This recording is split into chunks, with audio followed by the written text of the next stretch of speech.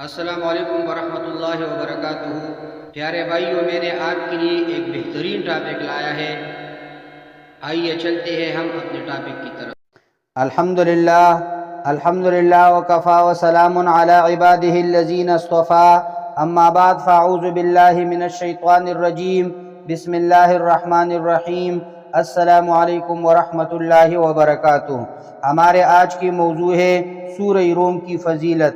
پیارے بھائیوں، سورہ روم قرآن مجید کی 30ویں سورت ہے، جس میں 6 رکوع، 60 آیات، 818 الفاظ اور 3388 حروف ہے۔ پیارے بھائیوں، نام پہلے ہی آیت کے لفظ غلبت الروم سے ماخوذ ہے۔ زمانہ نزول آغاز ہی میں جس تاریخی واقعے کا ذکر کیا گیا ہے، اس زمانہ نزول قطعی طور پر متعین ہو جاتا ہے۔ اس میں ارشاد ہوا ہے کہ قریب کی سرزمین میں رومی مغلوب ہو گئے ہیں۔ اس زمانے میں عرب سے متصل رومی مقبوضات اردن، شام اور فلسطین تھی، اور ان علاقوں میں رومیوں پر ایرانیوں کا غلبہ 615 عیسوی میں مکمل ہوا تھا۔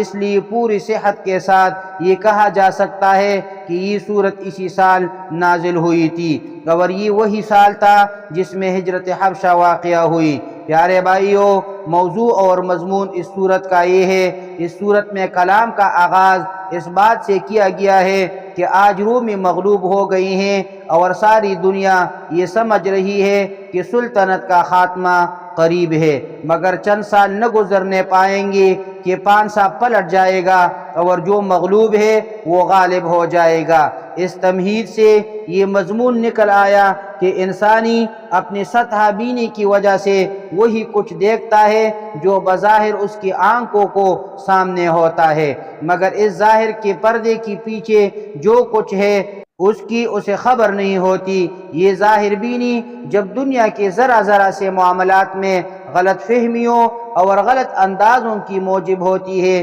اور جب کہ محض اتنی سی بات نہ جاننے کی وجہ سے کہ کل کیا ہونے والا ہے آدمی غلط تخمینے لگا بیٹھا ہے، تو پھر بحیثیت مجموعی پوری زندگی کے معاملے میں ظاہر حیاتی دنیا پر اعتماد کر بیٹھنا اور اسی کی بنیاد پر اپنی پورے سرمایہ حیات کو داؤ پر لگا دینا کتنی بڑی غلطی ہے۔ پیارے بھائیوں، اس طرح روم و ایران کے معاملے سے تقریر کا رخ آخرت کے مضمون کی طرف پھیر جاتا ہے، اور مسلسل 3 رکوع تک طریقے سے یہ سمجھانے کی کوشش کی جاتی ہے کہ آخرت ممکن بھی ہے، معقول بھی ہے، اس کی ضرورت بھی ہے، اور انسانی زندگی کی نظام کو درست رکھنے کے لیے بھی یہ ضروری ہے کہ آدمی آخرت کا یقین رکھ کر اپنی موجودہ زندگی کا پروگرام اختیار کرے، ورنہ وہی غلطی واقع ہوگی جو ظاہر پر اعتماد کر لینے سے واقع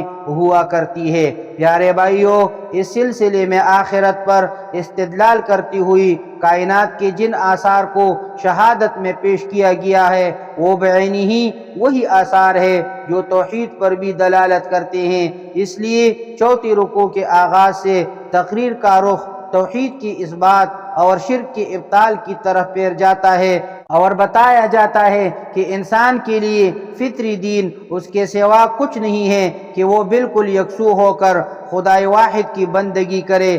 شرط فطرت کائنات اور فطرت انسان کے خلاف ہے، اس لیے جہاں بھی انسان نے اس گمراہی کو اختیار کیا ہے وہاں فساد رونما ہوا ہے۔ اس موقع پر پھر اس فساد عظیم کی طرف جو اس وقت دنیا کی 2 سب سے بڑی سلطنتوں کے درمیان جنگ کی بدولت برپا تھا اشارہ کیا گیا ہے، اور بتایا گیا ہے کہ یہ فساد بھی شرک کے نتائج میں سے ہیں، اور پچھلی انسانی تاریخ میں بھی جتنی قومیں مبتلا فساد ہوئی ہیں وہ سب بھی مشرک ہی تھیں۔ پیارے بھائیوں، خاتمہ کلام پر تمثیل کے پیرایا میں لوگوں کو سمجھایا گیا ہے جس طرح مردہ پڑی ہوئی زمین خدا کی بھیجی ہوئی بارش سے یکایک جی اٹھتی ہے، اور زندگی و بہار کے خزانے اگلنے شروع کر دیتی ہے، اسی طرح خدا کی بیجی وحی و نبوت بھی مردہ پڑی ہوئی انسانیت کی حق میں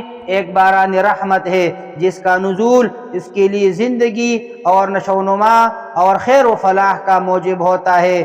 اس موقع سے فائدہ اٹھاؤں گے تو یہی عرب کی سوئی زمین رحمت الہی سے لہلہاں اٹھے گی اور ساری بلائی تمہارے اپنے لیے ہی ہوگی۔ اس سے فائدہ نہ اٹھاؤ گے تو اپنا ہی نقصان کرو گے، پھر پچھتانے کا کچھ حاصل نہ ہوگا اور تلافی کا کوئی موقع تمہیں میسر نہ آئے گا۔ اقول قولی ھذا استغفر اللہ لی ولکم ولسائر المسلمین۔